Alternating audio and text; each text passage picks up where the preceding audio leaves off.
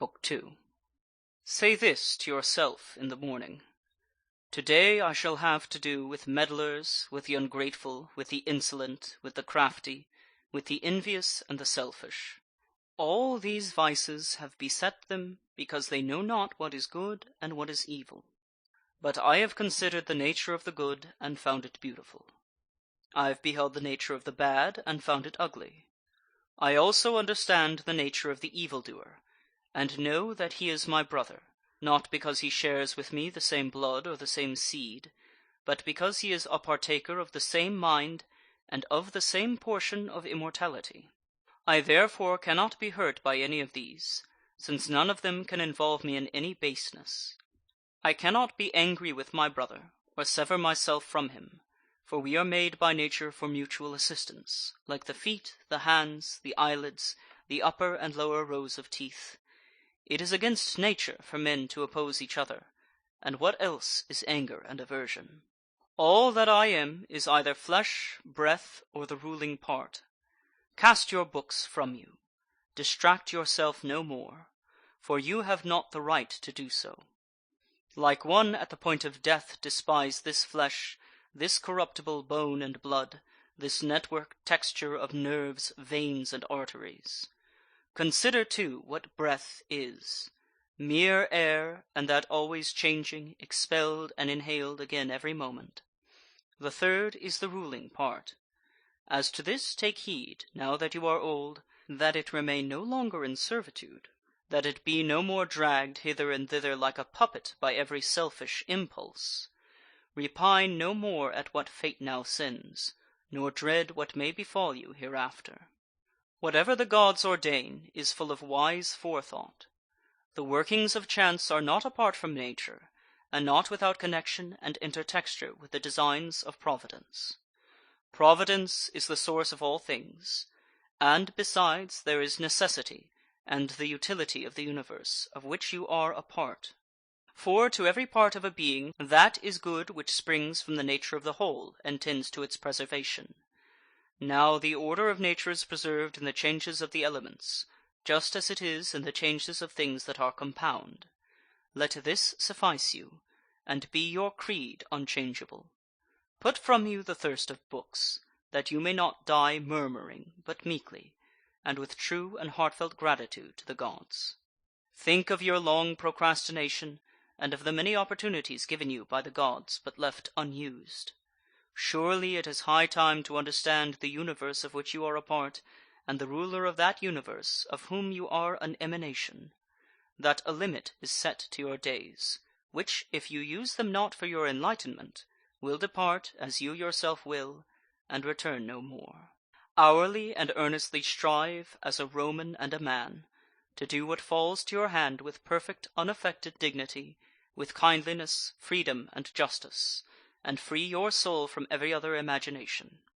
This you will accomplish if you perform each action as if it were your last, without wilfulness, or any passionate aversion to what reason approves, without hypocrisy or selfishness, or discontent with the decrees of Providence. You see how few things it is necessary to master, in order that a man may live a smooth-flowing, God-fearing life. For of him that holds to these principles the gods require no more. Go on, O my soul, to affront and dishonour thyself. The time that remains to honour thyself will not be long. Short is the life of every man, and thine is almost spent, spent not honouring thyself, but seeking thy happiness in the souls of other men. Cares from without distract you. Take leisure, then, to add some good thing to your knowledge. Have done with vacillation, and avoid the other error. For triflers, too, are they who, by their activities, weary themselves in life, and have no settled aim to which they may direct, once and for all, their every desire and project. Seldom are any found unhappy from not observing what is in the minds of others. But such as observe not well the stirrings of their own souls must of necessity be unhappy. Remember always what the nature of the universe is, what your own nature is, and how these are related, the one to the other. Remember what part your qualities are of the qualities of the whole, and that no man can prevent you from speaking and acting always in accordance with that nature of which you are a part. In comparing crimes together, as, according to the common idea, they may be compared, Theophrastus makes the true philosophical distinction, that those committed from motives of pleasure are more heinous than those which are due to passion. For he who is a prey to passion is clearly turned away from reason by some spasm and convulsion that takes him unawares. But he who sins from desire is conquered by pleasure, and so seems more incontinent and more effeminate in his vice. Justly then, and in a truly philosophical spirit, he says that sin, for pleasure's sake, is more wicked than sin which is due to pain. For the latter sinner was sinned against, and so driven to passion by his wrongs, while the former set out to sin of his own motion, and was led into ill-doing by his own lust. Do every deed, speak every word, think every thought, in the knowledge that you may end your days any moment. To depart from men, if there be really gods, is nothing terrible. The gods could bring no evil thing upon you. And if there be no gods, or if they have no regard to human affairs, why should I desire to live in a world void of gods and without providence? But gods there are, and assuredly they regard human affairs, and they have put it wholly in man's power that he should not fall into what is truly evil. And of other things, had any been bad, they would have made provision also, that man should have the power to avoid them altogether. For how can that make a man's life worse which does not corrupt the man himself? Presiding nature could not, in ignorance or in knowledge impotent, have omitted to prevent or rectify these things. She could not fail us so completely that, either from want of power or want of skill, good and evil should happen promiscuously to good men and to bad alike. Now death and life, glory and reproach, pain and pleasure, riches and poverty, all these happen equally to the good and to the bad, but as they are neither honorable nor shameful, they are therefore neither good nor evil. It is the office of our rational power to apprehend how swiftly all things vanish, how the corporeal forms are swallowed up in the material world, and the memory of them in the tide of ages. Such are all the things of sense, especially those which ensnare us with pleasure, or terrify us with pain, or those things which vanity trumpets in our ears. How mean, how despicable, how sordid, how perishable, how dead are they! What are they whose opinions and whose voices bestow renown? What is it to die? Your mind can tell you that, did a man think of it alone, and by close consideration strip it of its ghastly trappings, he would no longer deem it anything but a work of nature. To dread a work of nature is a childish thing, and this is, indeed, not only nature's work, but beneficial to her. Your reason tells you how man reaches God, and through what part, and what is the state of that part, when he has attained unto him. Nothing, says the poet, is more miserable than to range over all things, to spy into the depths of the earth, and search by conjecture into the souls of those around us, yet not to perceive that it is enough for a man to devote himself to that divinity which is within him, and to pay it genuine worship. And this worship consists in keeping it pure from every passion and folly, and from repining at anything done by gods or men. The work of the gods is to be reverenced for its excellence. The works of men should be dear for the sake of the bond of kinship, or pitied, as we must pity them sometimes, for their lack of the knowledge of good and evil. And men are not less maimed by this defect than by their want of power to know white from black.